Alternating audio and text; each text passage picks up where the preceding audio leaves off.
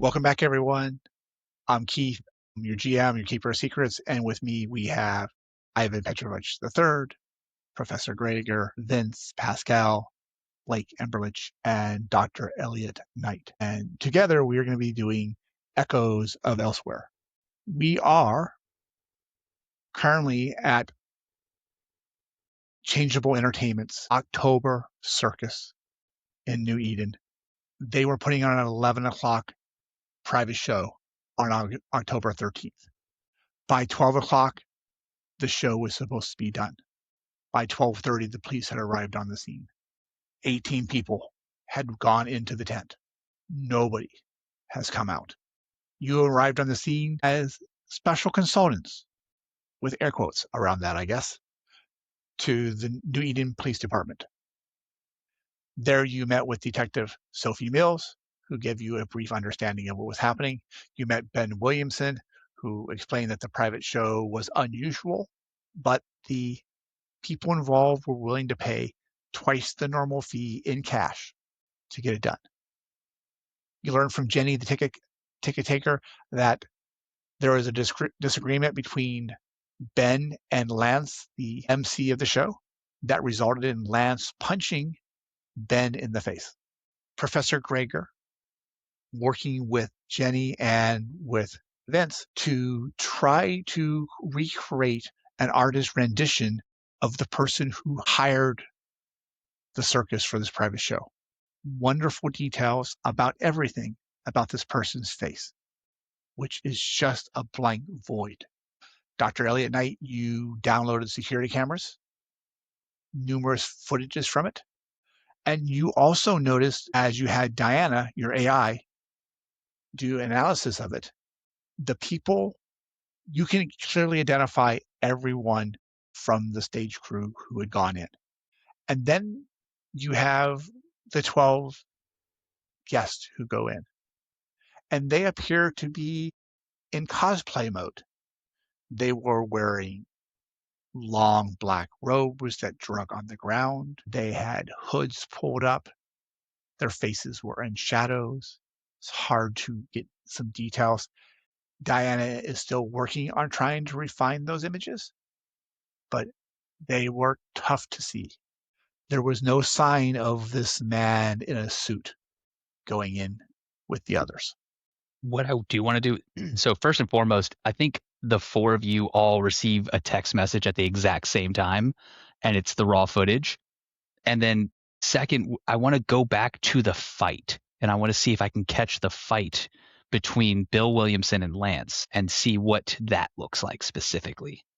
You go back to that moment where they are fighting. It doesn't take it takes a little bit of time, but you have time as you are searching around. And Diana is able to find that incident, and it is drawn out. They are arguing about something near the back of the ticket booth.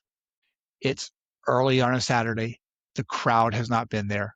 There are people who are setting up stalls nearby, but no spectators. Ben pushes Lance first. Lance spins around and punches him, knocking Ben to his knees. Lance then helps him to his feet, and there are some harsh words between the two of them. There is a flitter of gold in Lance's hand, the hand that he used to punch Ben with. And you have Diana close in and look at that flitter of gold. Enhance. And on his hand, he has a number of rather gaudy, ostentatious gold rings that are on his fingers. Clearly not sized for him. You can see some gems, emeralds, and rubies, and diamonds are on the different rings. A lot. All four of you also get another text message with this more one as than well. What you'd expect to see on the hand of a traveling circus performer. And is his face obscured? His face is not. Okay. So we do have like a somewhat good image of his face that we can compare to, I mean, we haven't gotten an actual description of his face, but we actually can now see what this guy looked like. But that's Lance. The guy who punched him Yes. is Lance. And that's the one who has, you see him with the rings on his hand, which the guy who booked everything also had rings on his hands. So I think Vince gets this text message from Dr. Knight, and after grumbling about the invasive surveillance, he will look at that and look at the rings on Lance's hand and see if he can compare them to the rings that he drew under hypnosis and see if they're the same rings. The rings clearly are.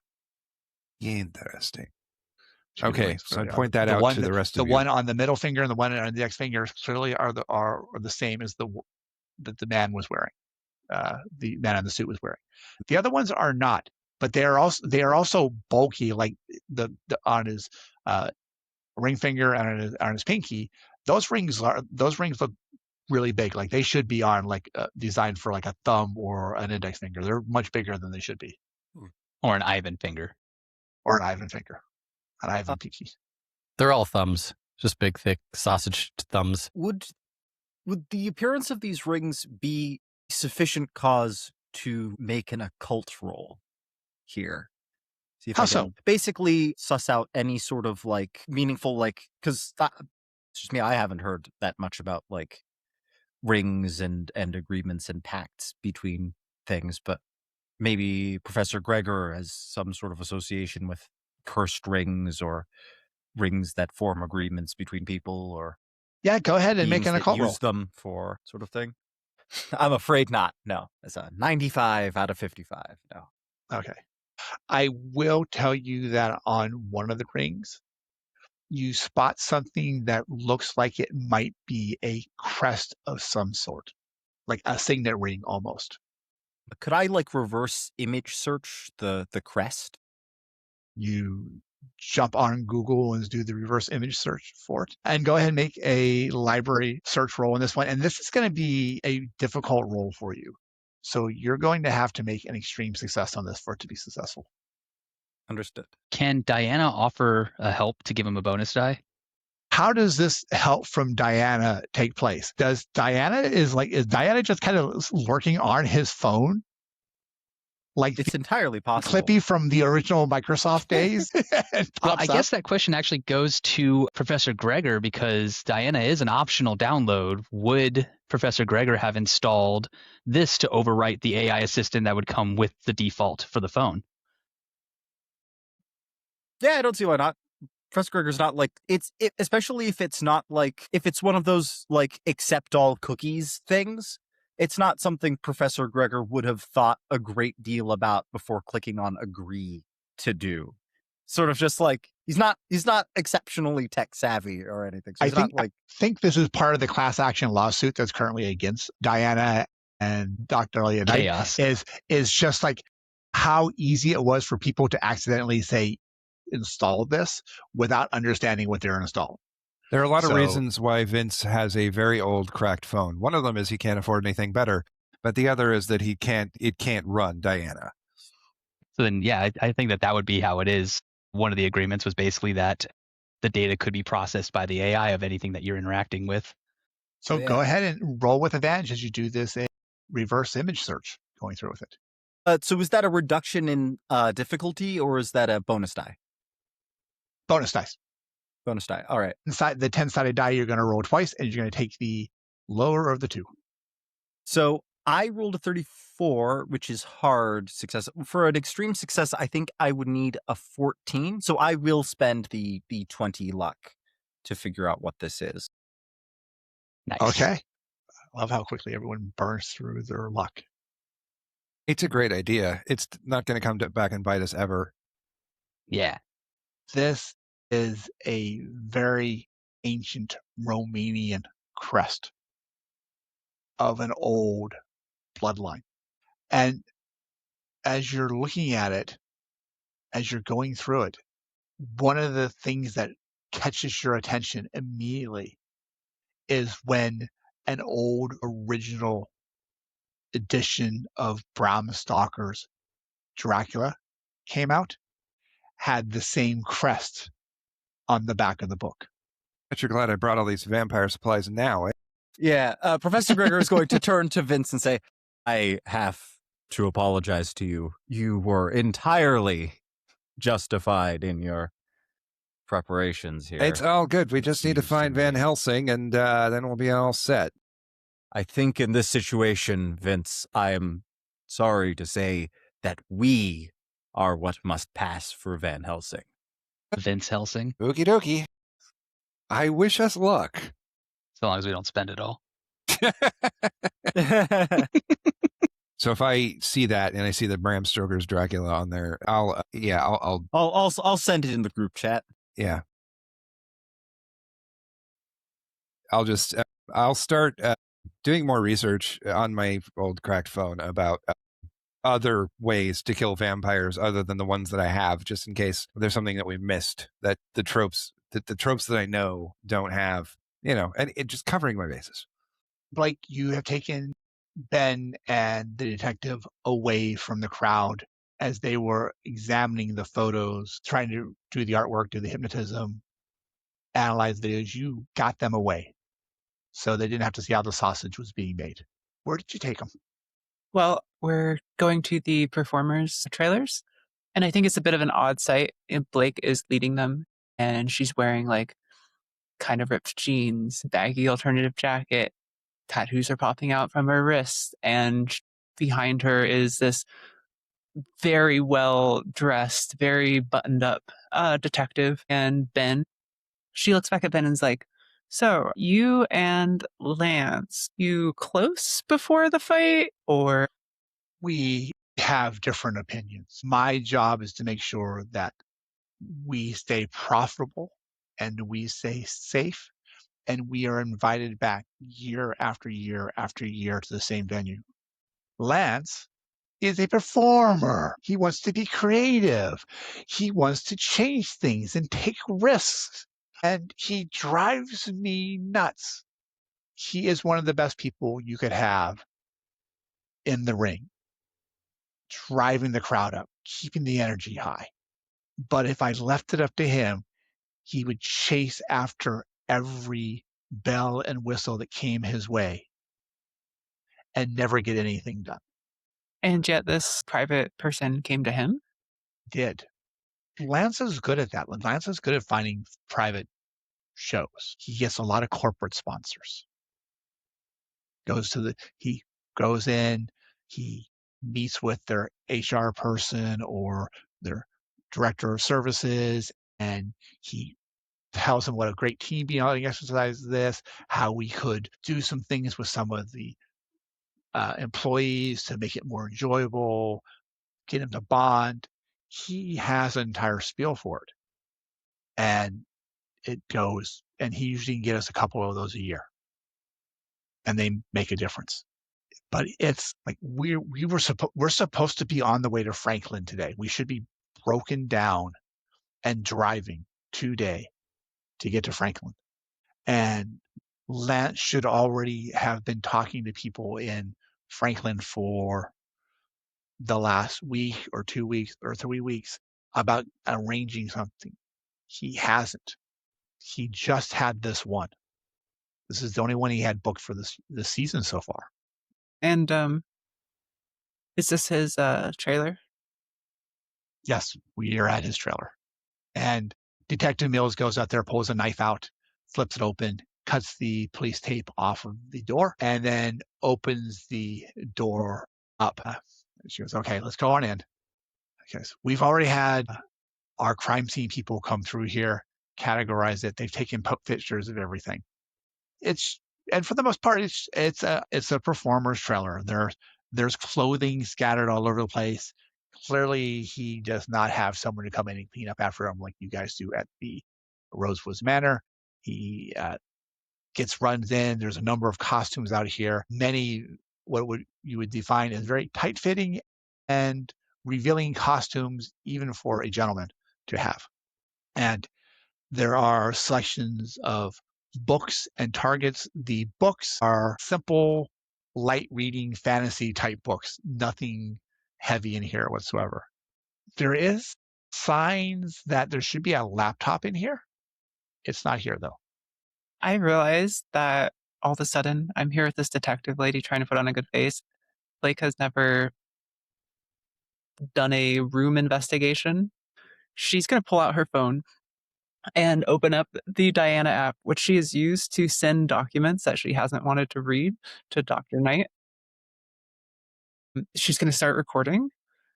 And as Ivan's like burning paperwork he doesn't want to do, you've been scanning it and like an AI answer for you. Is that what's been going on? That when Professor Gregor doesn't want to take him off my hands, send it to Dr. Knight. And I'm gonna have to look around, and I'm gonna look at all the spots that I would think to hide something under a bed, in like a ceiling panel, just kind of stomping on the floor, that sort of thing. Make a spot hidden for me.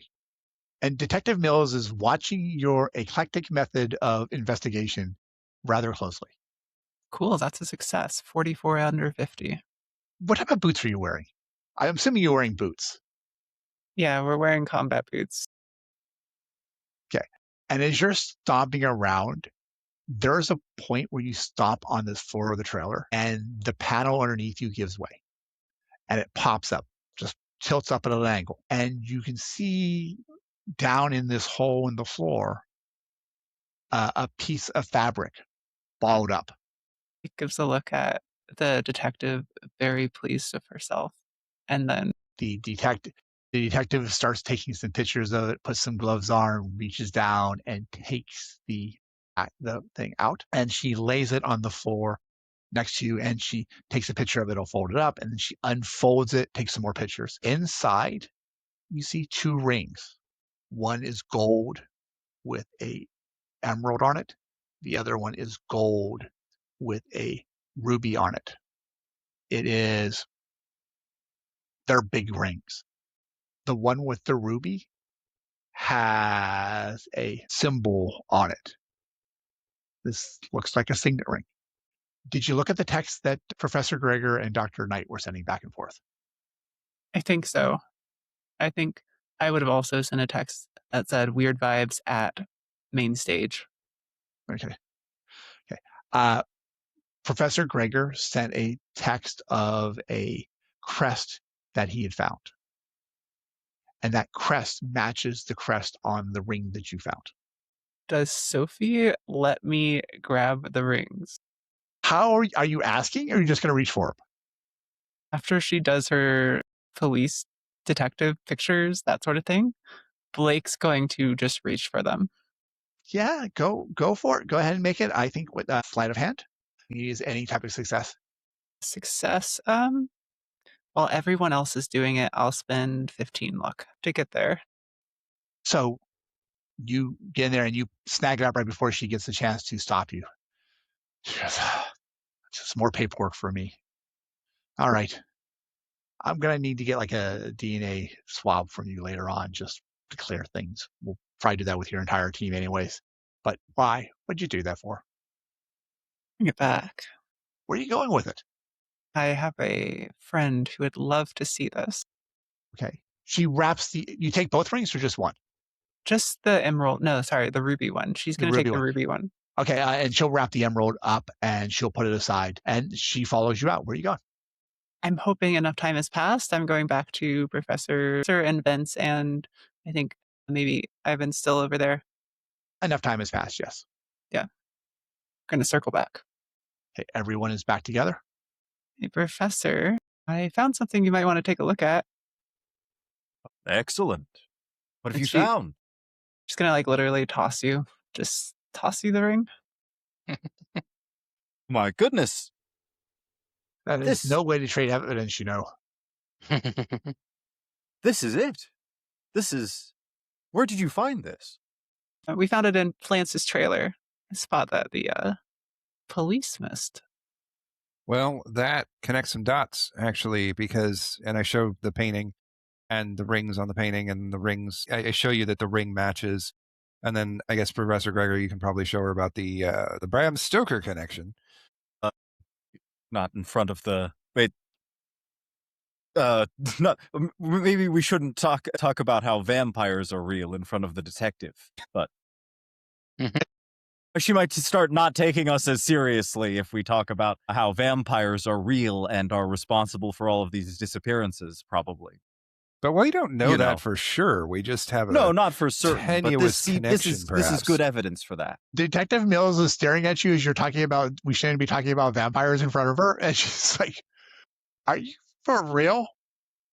Oh, sadly, yes.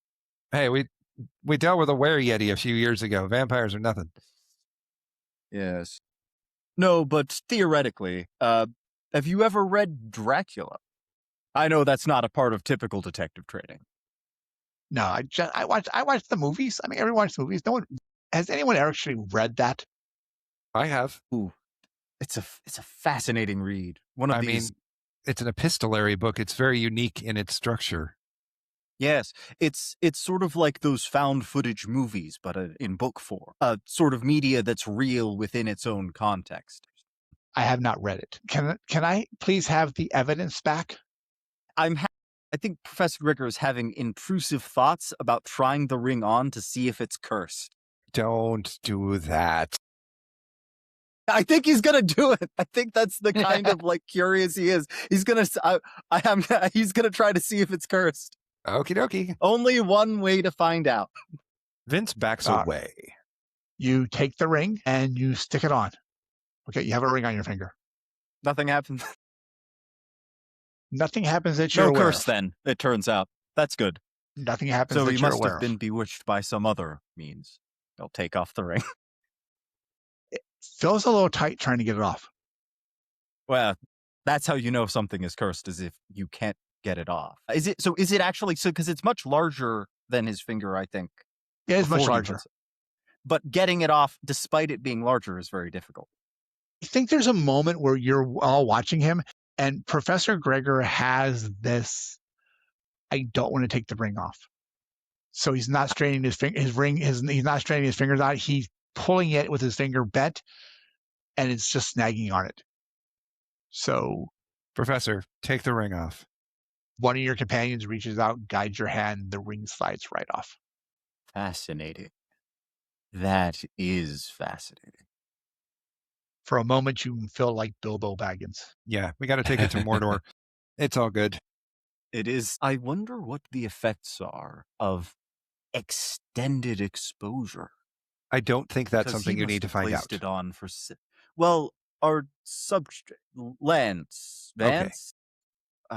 Vance. He had it on for how many hours? I wonder what it did to him. It's a really good question. And the detective once more holds her hand out, waiting for the evidence to be returned. Wait, who's holding it now? Out of curiosity. You're holding it now. I'm still holding it? Yes. This can be logged into evidence, but these rings have strange properties that we'd still like to potentially test in a controlled environment at some point. Will these remain on site? We might have one or two uses for them here. If I need to take it back to the police station, I need to get it cataloged. Once it's cataloged and it's admitted into evidence, then we could get a release so that you can do tests on it. Very well. I'll hand it over. She takes the ring, plops it into an evidence bag, takes a deep breath, and she goes, vampires. I think I'm going to take this back and get it cataloged so if you need to do anything with it, you can. If you have any questions for me, you can call me. She hands you a card with her contact information on it. Otherwise, don't get in any trouble. Don't cross any police lines. Try to stay out of their way as much as you can. And she takes the evidence, puts it in the evidence bag, and heads out to the police car and gets ready to head out. Okay. All right, she's now let's going- look at the crime scene. Yeah, Vince, as soon as she leaves, Vince's head is going to motion to everybody, let's go into the big top and see what's what. And we cross all of the police lines. Just to have done it. Going out of our way sometimes. As you go into the big top, Ben comes with you. He holds the flap open. And inside you see these very narrow stadium seats that look like they are thrown up fairly quickly when the tent gets put up. There is a wooden planks laid down on the floor that lead up to a very low circular stage. It's just got a small ring around it, the edge of it. You step up, you go up to it, and the stage itself is where the police tape is. You see markers on the floors numbered 1, 2, 3, 4, 5. And you see a number of chairs that have been tossed around the room very haphazardly. So there are 13 chairs here that have been scattered. Ben, Yes. does this show have a script written down somewhere? It does for our normal performances. Lance had something special planned for this group, something they specifically requested. And is that written And down that anywhere? would be on his laptop or on his notes or something. He would have it on his notes, probably on his laptop. Yeah, that's what I would expect him to put it on. There might be a hard copy. He probably printed something off. Blake, did you find anything like that in his trailer? No, I mean, could still be there, but no. I think Vince sort of stalks the perimeter of the tent, looking kind of at everything and trying to make sense out of it. What you notice, Vince, as you're looking around here, is you're circling the perimeter of the stage. There is a set piece that has been knocked over. It looks like it was part of a crypt scene that has been knocked over. The chairs were scattered around. There was what appears to be blood splatter on the floor. Everything you see is confined to within the circle of the ring. There is no sign of any debris, anything scattered outside of that circle. Everything is just in that spot. I will put 1 foot into that circle and see what happens. You want to put 1 foot in, and you seem to have 1 foot in the circle. Okay. I step fully into the circle You step fully into the circle. and try to take a closer look at everything. Okay, you circle around, you step into the circle. Some of the chairs are bent. They actually have the police markers on there with evidence, and some of them are bent as if they are struck against something. There is blood on the floor, and there's markers in there to indicate where the blood is. And there is a significant pool of blood toward the center of the room, Okay. and a little bit of splatter around it. I will motion everybody over and show them that. Blake's gonna look up at Ivan and be like, "So, what do you think, Detective Anya? What do you?" Yes. Let's look at this blood splatter. And Ivan pulls out what looks kind of like a monocle. It must be some kind of visual aid for machinist stuff. Takes a look around. Is there anything he can discern just from the mess? Or, like, that's a tough question for someone that has no expertise in this. He's just a machinist guy. What do you want me to look for, Blake? I don't know. What do you see? Actually, I have a... What's your brawling skill? Heck yeah. I don't even know if I put any points in that. It's like a big teddy bear.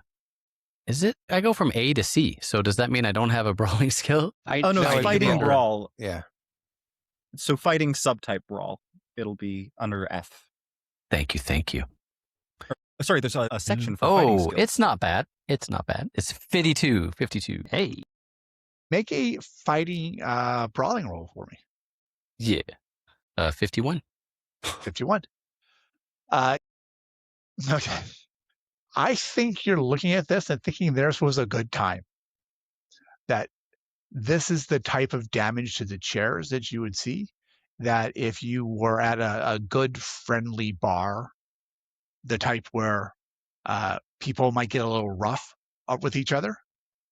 But in the end of the night, even though they might bang a chair off someone's head, at the end of the night, they're going home drinking and singing together. You're looking around here, and this looks like a barroom brawl kicked off in here. That chairs were smashed, people were getting punched. The only thing that's out of place for you is the blood. Everything in here seems to be non-lethal. You see a lot of incidents where people have been banging each other around, but it's non-lethal. That blood wound makes you think someone escalated it. Ivan strokes his beard and looks around, and probably someone who from the group who's really thinking about vampires and Dracula a little too much, hears him say, "Drak of Bada." Sorry, what was that? It is a Russian. It means bar fight. I thought you were talking about vampires again. No, this looks like a row for sure, but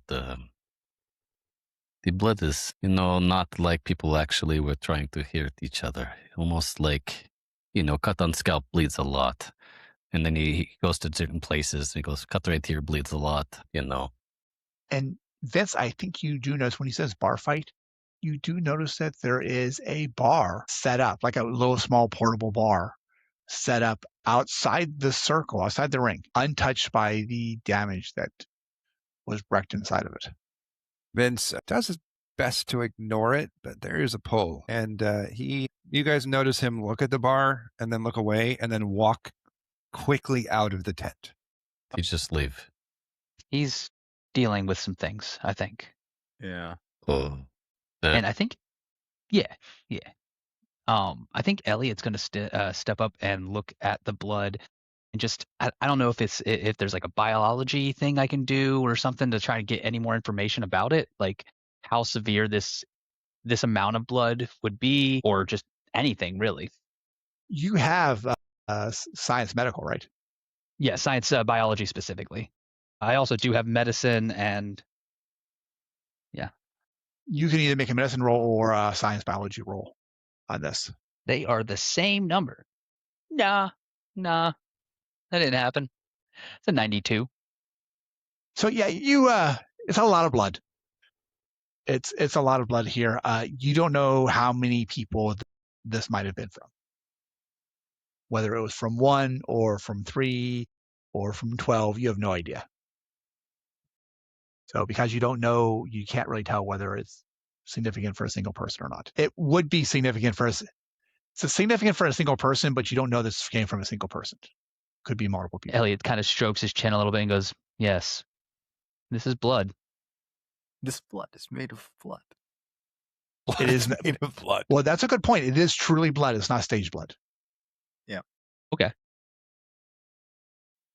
I'd look at the bar. Just Professor Gregor we'll look at the bar.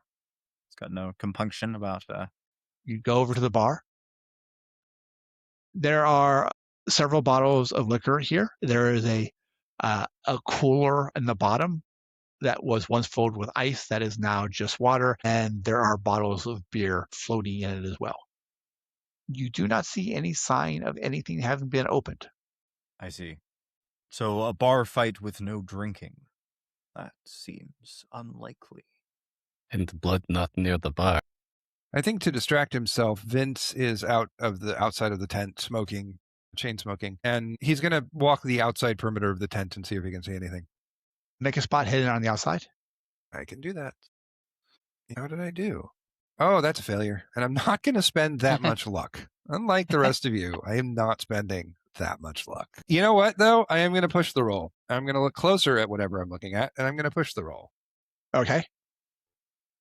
I will let you know that if you push the roll and you fail, there are a few people here in the area who aren't aware of who you are. That's fine. I see something, and I kind of bend down to look closer at it. And I fall on my face.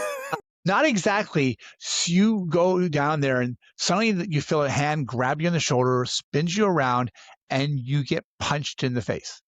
You're going to take 1 hit point as you get punched. Okay. And you see a stocky guy who is short, and there's a box on the floor, on the ground next to him. Like he dropped it when he came over to you, and he pulls you and pushes you, and he punches you. And you can see that on the box, it has some stuff from one of the art tents. And he goes, "You have no right to be here. We've lost people who are important to us. You shouldn't be here. It's disrespectful. Get out of here. Get out of here now." And he grabs you by the shoulder and starts to escort you out toward the thing. Okay, well, I was going to say Vince went down like a rag doll. You probably would have. The only reason you haven't is he's physically grabbed you and is trying to carry you out. He succeeds in carrying me out because I'm completely out of it because he punched me. And so yes, he carries me out. And as he goes out there and he gets to throw you out the gate. Jenny comes running over and says, "What are you doing? What are you doing?" "He's with the police." And immediately, this carny guy drops you on the ground. I fall on the ground. And I stay there for a minute. And he goes, I wasn't here. I don't know what happened. And he grabs his box and he runs off.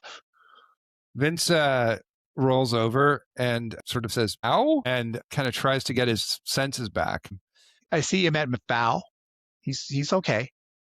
Met Little is hot-headed. kind of a strong word. Can you help me up? And Vince will take the handkerchief that Professor Gregor gave him and pat at his face and look for blood. And I think his nose is definitely bleeding. And he'll try to stuff the handkerchief up his nose to stop the bleeding. And it's like, okay, all right, well.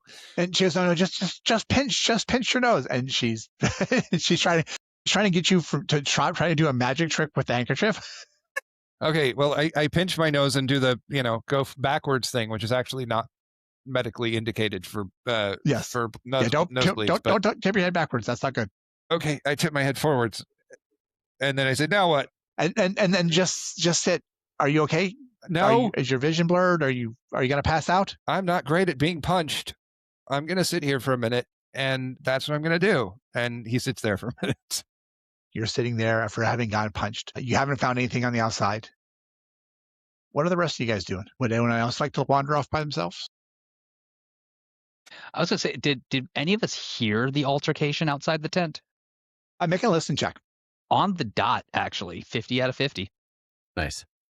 I would say that you've heard some sort of scuffle outside, yes. Then I probably would go peek just to see what happened. You might have heard Vince left a little distressed looking. You might have heard Vince's sort of noise as he got punched. So Elliot steps over to the side and kind of just peeks out and sees, just to see what he sees. Yeah, I think you see this burly guy scurrying away quickly from the ticket booth, and you see Vince is sitting on a chair, apparently talking to Jenny.